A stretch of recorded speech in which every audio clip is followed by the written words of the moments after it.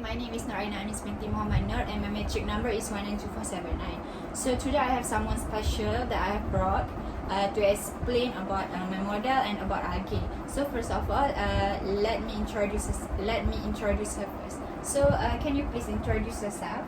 Sure. My name is Nabatisha Safami Fani. I'm 40 years old.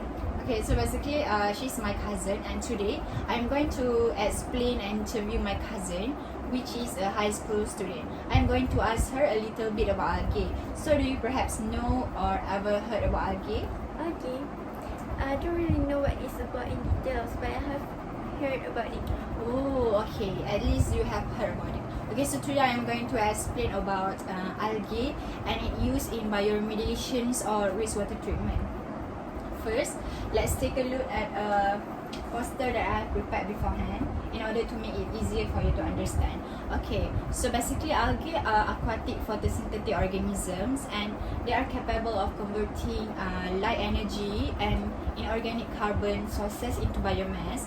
They can be found in oceans, streams and ponds. For information, algae are widely being used in wastewater treatment. Excuse me, but what is wastewater treatment? Okay, good questions. Wastewater treatment is actually a process that is used to remove contaminants from the wastewater or sewage, and then it is being converted into effluent that later being released into the water bodies. So we can use algae for wastewater treatment? Yes, you are right. Okay, so there are actually a few algae species that are being used for the wastewater treatment, as you can see in the poster. Okay, this is the Synedesma species, and this is the Spirogyra species, and this is the Chlorella vulgaris. In addition, there are actually three algae culturing system that is being used in wastewater treatment. The first one is the open system, and the second one is the closed system, and the third one is the immobilized system. The example for the open system is the high rate alga pond, and the example for closed system is photobioreactor, and the example for immobilized system is algae turf scrubber, which I am going to explain today, and I have prepared a model. Algae is actually widely being used in wastewater treatment and bioremediations. Do you know that why algae is being used in wastewater treatment and bioremediation? It is actually because algae is capable of using solar energy to remove nitrogen, phosphorus and carbon dioxide. It also have a greater photosynthetic potential than higher trophic level plants. I see. Algae do have a lot of advantage. Yes, so let's get moving to the model that I have prepared beforehand.